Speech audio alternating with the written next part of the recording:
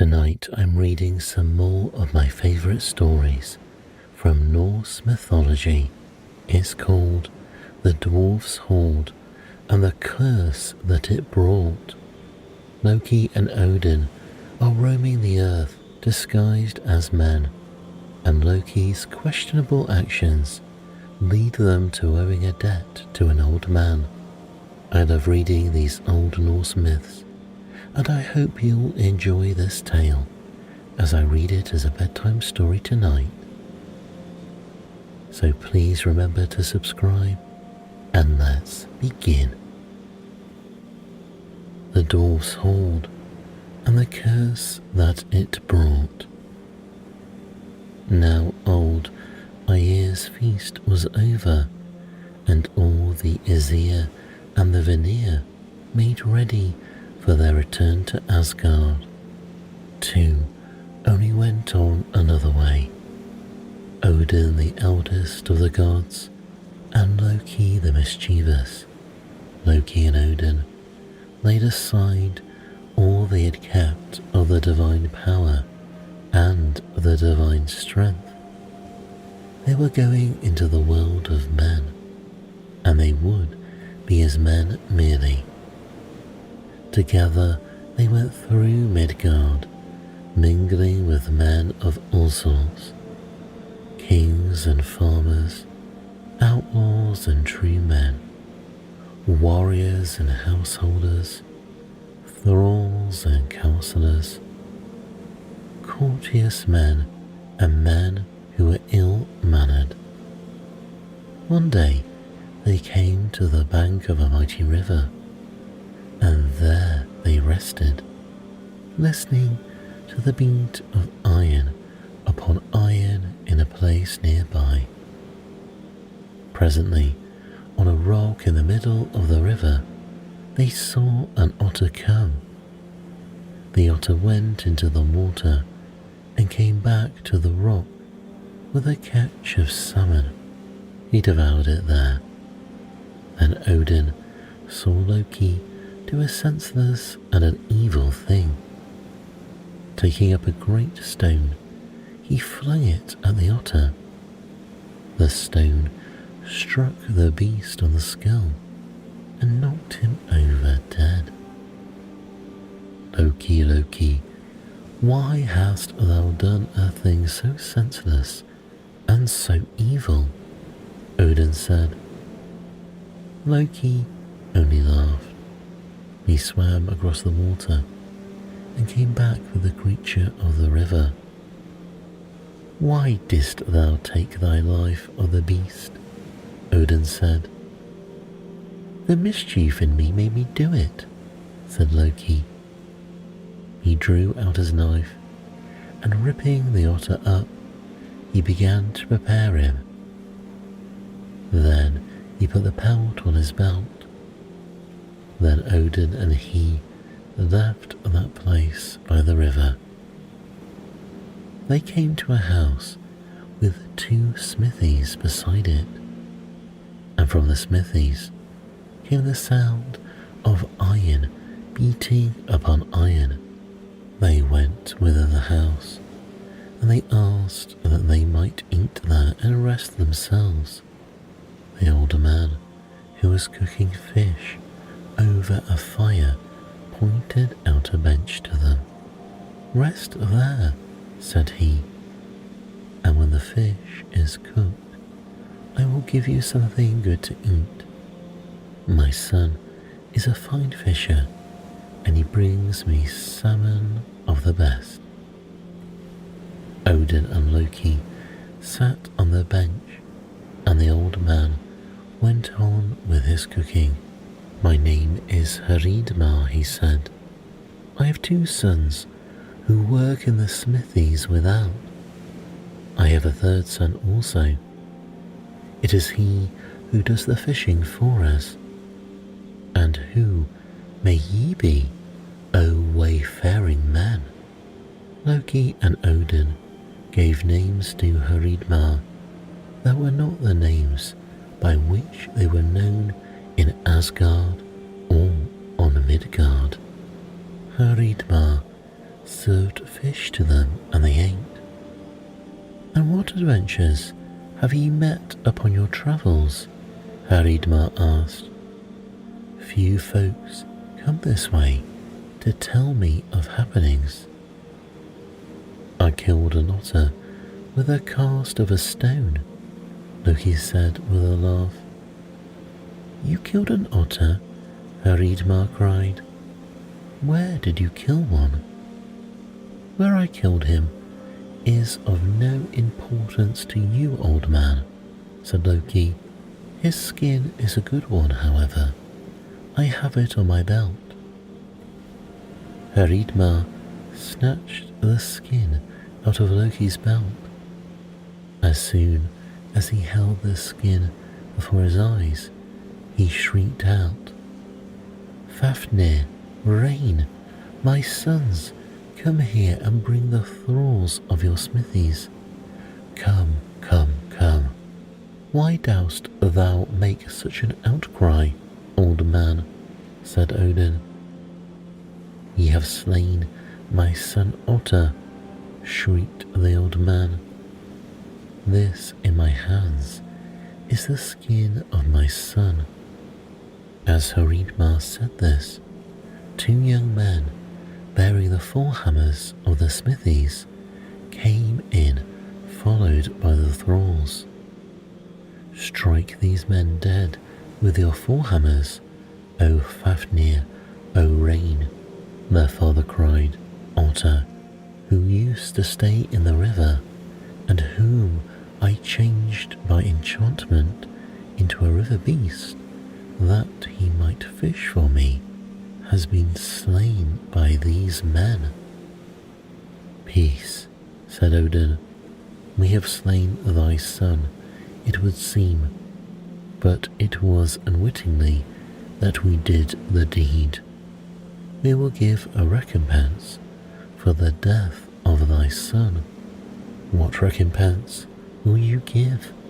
Said Haridmar, looking at Odin with eyes that were small and sharp.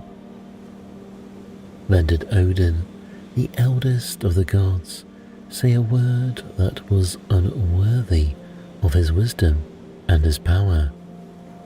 He might have said, I will bring thee a draught of Murmur's wellwater as a recompense for thy son's death. But instead of thinking of wisdom, Odin Allfather thought of gold. Set a price on the life of thy son, and we will pay that price in gold, he said. Maybe ye are great kings travelling through the world, Haridmar said. If ye are, ye will have to find gold that will cover every hair upon the skin of him whom ye have killed. Then did Odin, his mind being fixed upon the gold, think upon a certain treasure, a treasure that was guarded by a dwarf.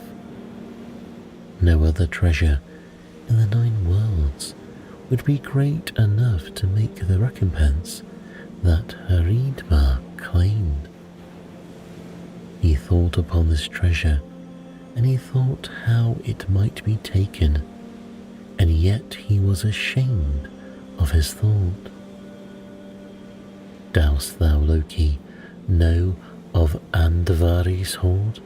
He said. I know of it, said Loki sharply. I know where it is hidden.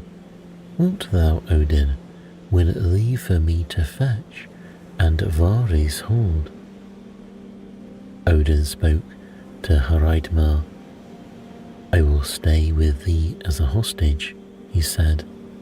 If thou wilt, let this one go to fetch a treasure that will cover the otter's skin hair by hair. I will let this be done, said old Haridmar with the sharp and cunning eyes. Go now, said he to Loki. Then Loki went from his house. Andvari was a dwarf who in the early days had gained for himself the greatest treasure in the 9 worlds, so that he might guard this treasure unceasingly. He changed himself into a fish, into a pike, and he swam in the water before the cave where the Horde was hidden.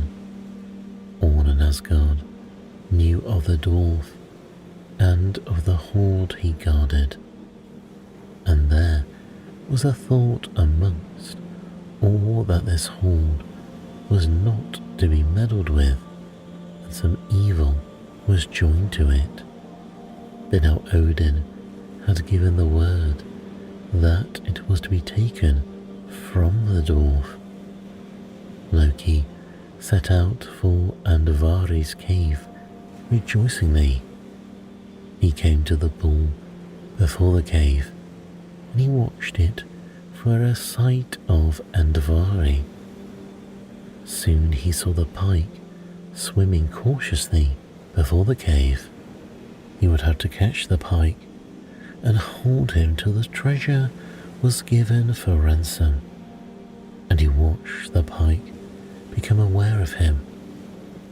Suddenly he flung himself forward in the water and went with the speed down the stream. Not with his hands and not with any hook and line could Loki catch that pike. How then could he take him? Only with a net that was woven by magic. Then Loki thought of where he might get such a net. Ran, the wife of old Aegir, the giant king of the sea, had a net that was woven by magic. In it she took all that was wrecked on the sea. Loki thought of Ran's net, and he turned and he went back to Aegir's hall to ask about the queen. But Ran was seldom in her husband's dwelling. She was now down by the rocks of the sea. He found Ran, the cold queen, standing in the flow of the sea, drawing out the depths with a net that she held in her hands, every piece of treasure that was washed that way. She had made a heap of the things she had drawn out of the sea, corals and amber and bits of gold and silver, but still she was plying her net greedily. "Thou knowst me, Aegir's wife," said Loki to her. "I know thee, Loki," said Queen Ran.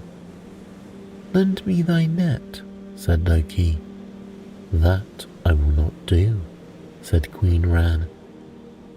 "Lend me thy net, that I may catch Andvari the dwarf, who boasts that he has a greater treasure than ever thou wilt take out of the sea," said Loki. The cold queen of the sea ceased plying her net. She looked at Loki steadily.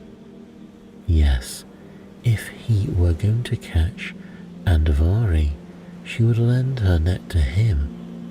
She hated all the dwarfs, because this one and that one had told her they had greater treasures than ever she would be mistress of. But especially she hated Andvari, the dwarf who had the greatest treasure in the 9 worlds. "There is nothing more to gather here," she said, "and if thou wilt swear to bring me back my net by tomorrow, I shall lend it to you. I swear by the sparks of Muspelheim that I will bring thy net back to thee by tomorrow, O Queen of Aegir," Loki cried. Then Ran put into his hands the magic net. Back then he went to where the dwarf transformed was guarding his wondrous hoard. Dark was the pool in which Andvari floated as a pike. Dark it was, but to him it was all golden with the light of his wondrous treasure. For the sake of this Horde, he had given up his companionship with the Dwarfs and his delight in making and shaping the things of their workmanship. For the sake of his Horde, he had taken on himself the dumbness and deafness of a fish. Now, as he swam about before the cave, he was aware again of a shadow above him. He slipped towards the shadow of the bank. Then he turned round. He saw a net sweeping toward him. He sank back down into the water, but the magic net had spread out, and he sank into its meshes. Suddenly, he was out of the water and was left gasping on the bank. He would have died had he not undone his transformation. Soon he appeared as a dwarf. "Andvari, you are caught. It is one of the Aesir who has taken you," he heard his captor say. Loki gasped, "Thou art caught, and thou shalt be held." Loki said to him, "It is the will of the Aesir that thou give up thy Horde to me." "My Horde, my Horde," the dwarf shouted. "Never will I give up my Horde. I hold thee till thou givest it to me," said Loki. "Unjust, unjust," shouted Andvari. "It is only thou, Loki, who art unjust. I will go to the throne of Odin, and I will have Odin punish thee for striving to rob me of my treasure. Odin has sent me to fetch thy Horde to him," said Loki. "Can it be that all the Aesir are unjust? Oh yes, in the beginning of things they cheated the giant who built the wall round their city. The Aesir are unjust," said the dwarf. Loki had Andvari in his power, and after the dwarf had raged against him and defiled him, he tormented him. At last, trembling with rage, with his face covered with tears, Andvari took Loki into his cavern and, turning a rock aside, showed him the mass of gold and gems that was his Horde. At once, Loki began to gather into the magic net lumps and ingots and circlets of gold with the gems that were rubies and sapphires and emeralds. He saw Andvari snatch at something on the heap, but he made no sign of marking it. At last, all was gathered into the net, and Loki stood there ready to bear the dwarf's sword already. "There is one more thing to be given," said Loki. "The ring that you and Andvari snatched from the heap." "I snatched nothing," said the dwarf, but he shook with anger and his teeth gnashed together and froth came on his lips. "I snatched nothing from the heap." But Loki pulled up his arm, and there fell to the ground the ring that Andvari had hidden under his armpit. It was the most precious thing in all the Horde. Had it been left with him, Andvari would have thought that he still possessed a treasure, for this ring of itself could make gold. It was made out of gold that was refined of all impurities, and it was engraven with a rune of power. Loki took up the most precious ring and put it on his finger. Then the dwarf screamed at him, turning his thumbs towards him in a curse. The ring with the rune of power upon it, may it weigh down your fortune and load you with evil, you Loki and all who lust to possess the ring I have cherished. As Andvari uttered the curse, Loki saw a figure rise up in the cave and move towards him. As this figure came near, he knew who it was. Gulveig, a giant woman who had once been in Asgard, far back in the early days, when the gods had come to their holy hill, and before Asgard was built, 3 women of the giants had come amongst the Aesir.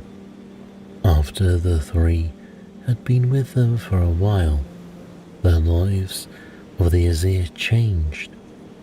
Then did they begin to value and to hoard the gold that they had played with. Then did they think of war. Odin hurled his spear amongst the messengers that came from the Vanir, and war came into the world.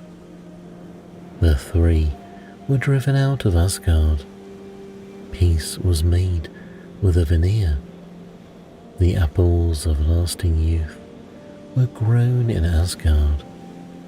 The eagerness for gold was curbed, but never again were the Aesir as happy as they were before the woman came to them from the giants.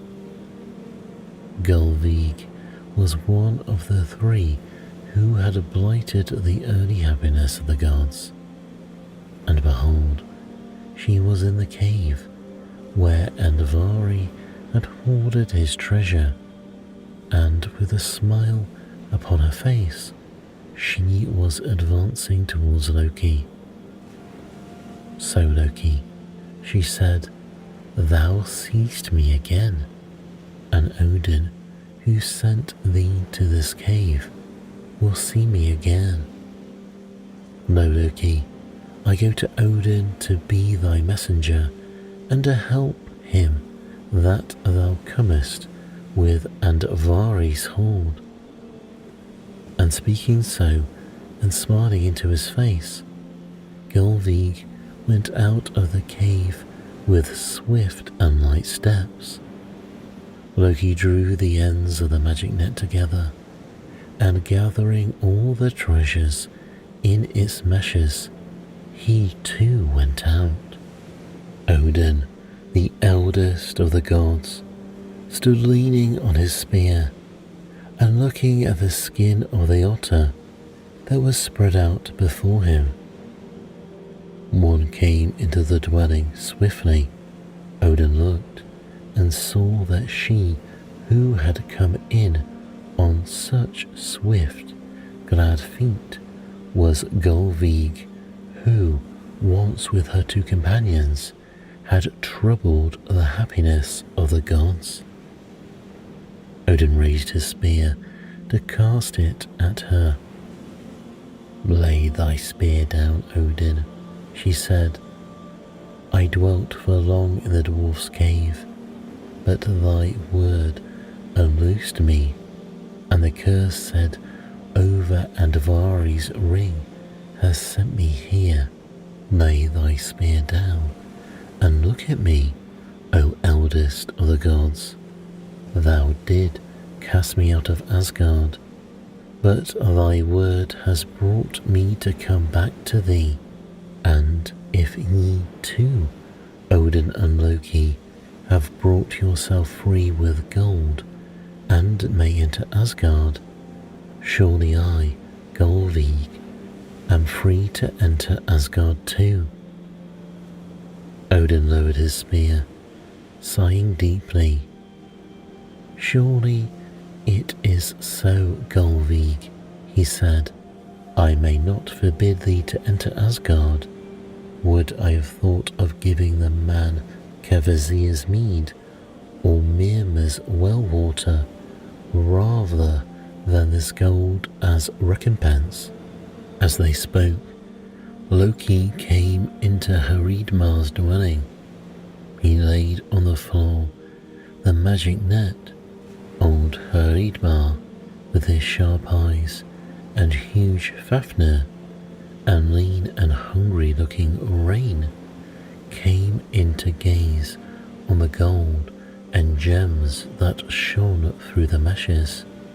They began to push each other away from gazing at the gold. Then Haridmar cried out, "No one may be here but these two kings, and I will measure out the gold and gems and see whether the recompense be sufficient. Go without, sons of mine."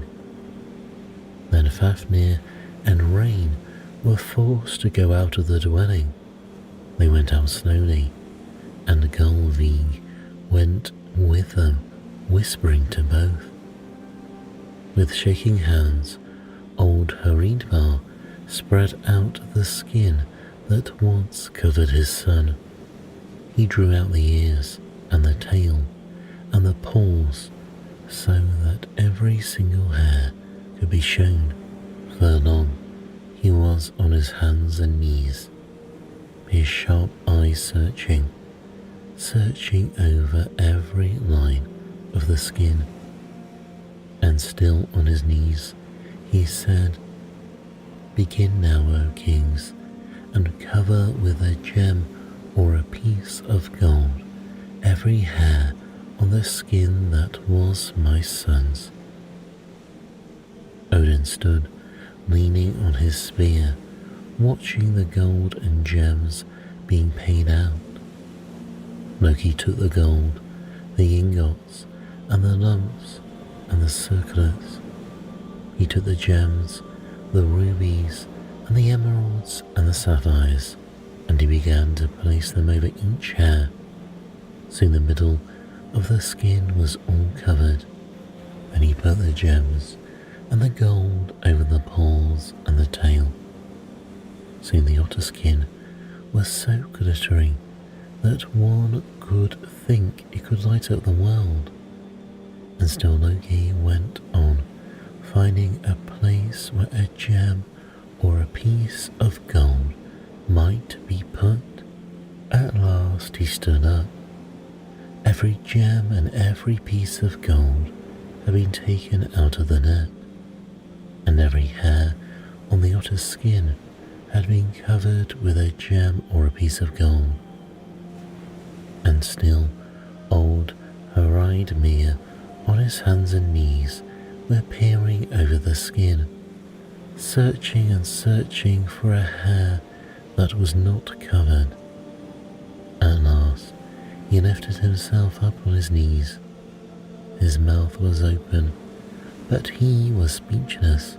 He touched Odin on the knees, and when Odin bent down, he showed him a hair above the lip that was left uncovered. "What meanest thou?" Loki cried, turning upon the crouching man. "Your ransom is not paid yet. Look, here is still a hair uncovered. You may not go until every hair has been covered," Hreidmar said again. "There is no more gold or gems," Loki answered. "Then ye may not go," cried Hreidmar, springing up. It was true.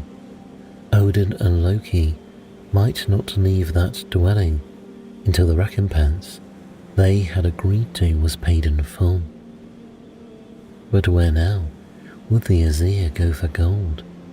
And then Odin saw the gleam of gold on Loki's finger. It was the ring he had forced from Andvari. "Thy finger ring," said Odin. "Put thy finger ring over the hair on the otter's skin." Loki took off the ring that was engraved with the rune of power and put it on the lip hair of the otter's skin. Then Haridmar clapped his hands and screamed aloud.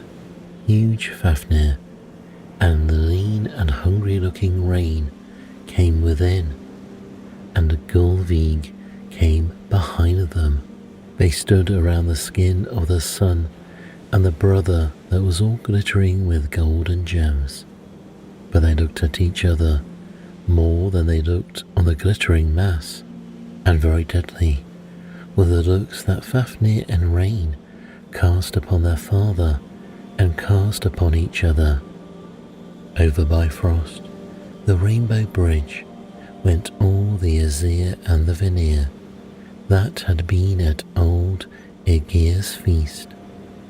Frey and Freya, Frigga and Iduna and Sif, Tyr with his sword, and Thor in his chariot, drawn by the goats. Loki came behind them, and behind them all came Odin, the father of the gods.